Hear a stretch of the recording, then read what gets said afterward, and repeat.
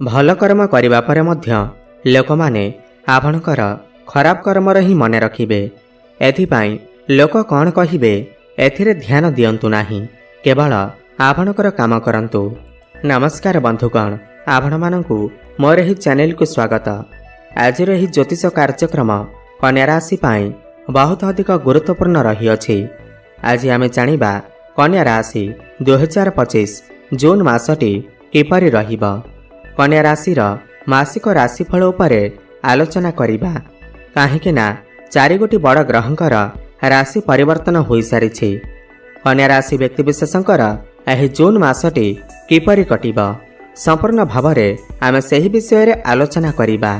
सेमानकर स्वास्थ्य, शिक्षा, प्रेम संपर्क, वैवाहिक जीवन, भाग्य, क्यारियर एवं व्यापार वाणिज्य उपरे विस्तार भावरे आलोचना करिबा। नवग्रहंकर स्थिति मते देखिबा, नवग्रह कि प्रकार फल देबारे सक्षम हेबे। शेषरे अशुभता प्रदान करुथिबा ग्रहमानक पाई किछि विशेष प्रतिकार मते जानिबा। सेथिपाई भिडियोटी को शेष पर्यंत देखंतु। चलंतु आरंभ करिबा एही कार्यक्रम, जहाँकि आपणकर जन्म राशि चंद्र राशि उपर आधारित। एही जून मास आरंभ रे कन्या राशि रे नवग्रहंकर स्थिति विषय रे सर्वप्रथमे जानिबा।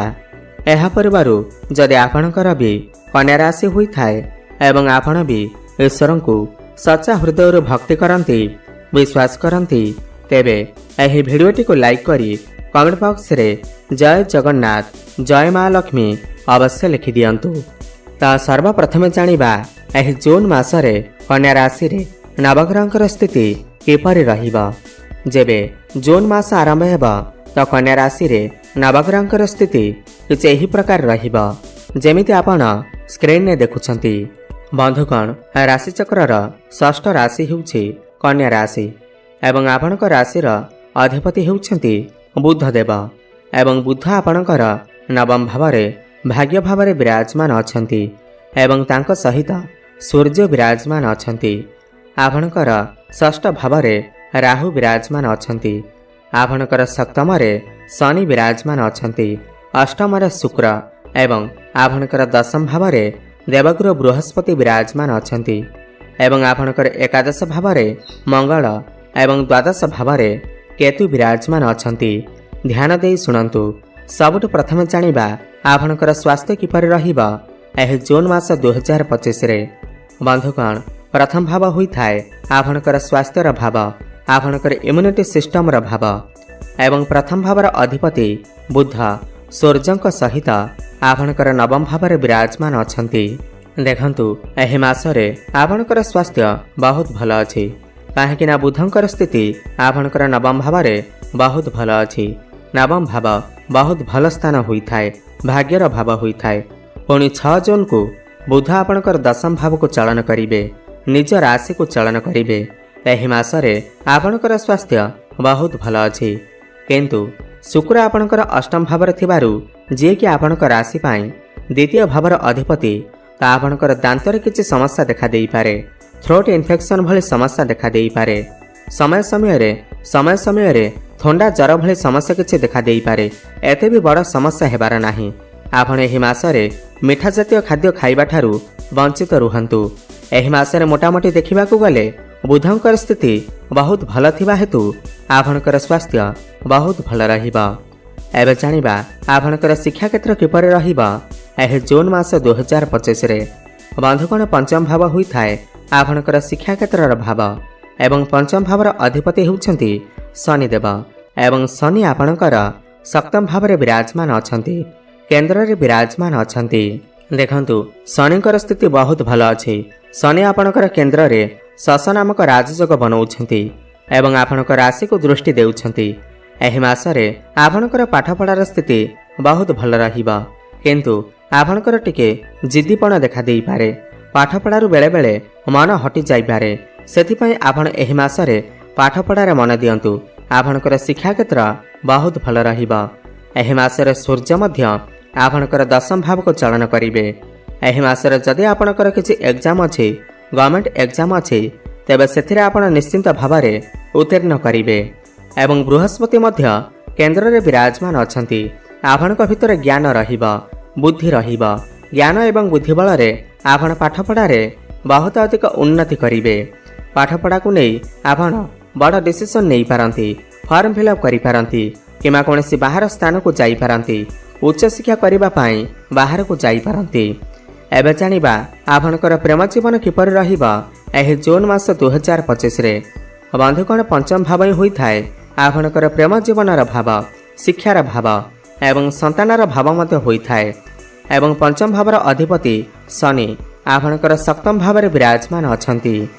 एही मासरे आपणकर प्रेम जीवन भल रहिबा काहेकि शनि केन्द्र में विराजमान अछंती। किंतु 7 जून पूर्वर 1 रु 7 जून पर्यंत आपणकर जी भी पार्टनर अछंती तांका भितर टिके क्रोध देखा देई पारे, जिदीपण देखा देई पारे। से तांकर मनमानी चलई पारंती, आपणकर कथा न सुनी पारंती, जहा फल आपणकर प्रेम जीवन में समस्या देखा देई पारे। किंतु 7 जून पर आपणकर प्रेम जीवन बहुत भल रहिबा। मिलन सुख आपण को प्राप्ति हेबा, भ्रमण सुख आपण को प्राप्ति हेबा एवं आपणकर भल पाइबा विवाहर रूप मध्य नहीं पारे। जो मानकर विवाह बयस हो जाइछे सेमानकर घर को विवाह प्रस्ताव मान आसीपारे एवं विवाह फाइनाल मध्य होई पारे। मोटामोटी देखा गले एही मासरे आपणकर प्रेम जीवन बहुत भल अछि। जो माने सिंगल अछंती सेमानकु नूतन पार्टनर मध्य मिली पारंती। एबे जानिबा आपणकर वैवाहिक जीवन किपर रहिबा एही जून मास 2025 रे।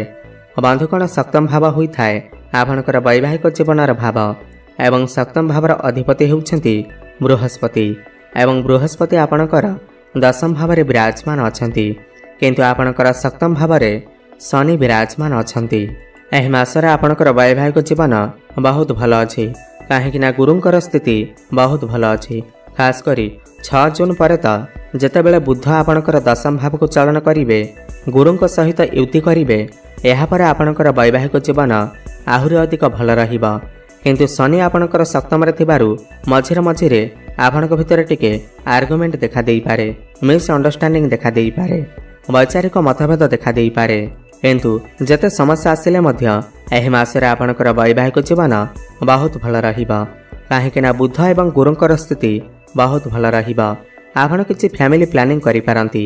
जो दंपति माने संतानर कामना रखिथिले त सेमाने फैमिली प्लानिंग करि पारंती एवं सेमानकु संतान सुख मध्य प्राप्ति होई पारे, भ्रमण सुख मध्य आपण को प्राप्ति हेबा। आपणकर लाइफ पार्टनर कर कैरियर रे मध्य ग्रोथ आसी पारे।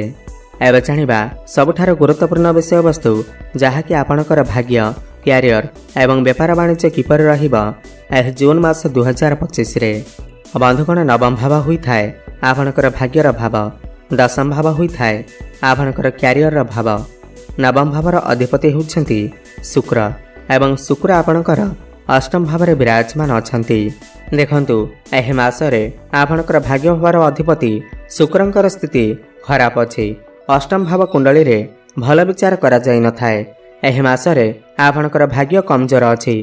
खास करी 25-26 जून पर्यंत आपण किछि बड़ डिसीजन नियंतु नाही, कोनोसी नुआ कार्यर आरंभ करंतु नाही, नहले आपणकर बड़ लॉस होई पारे।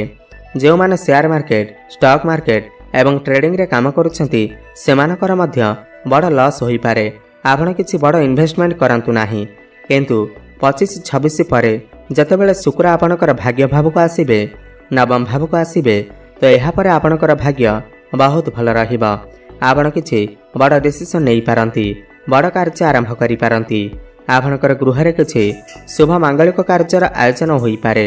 आपण किछि भूमि, प्रॉपर्टी, जमी, नूतन वाहन किमा नूतन गृह इत्यादि निर्माण करि पारंती। आपण जो कार्यर हाथ देबे सेथिरे आपण को सफलता ही सफलता प्राप्ति हेबा। कम परिश्रम रे आपण को अधिक सफलता प्राप्ति हेबा। भाग्य आपणकर मजबूत रहिबा।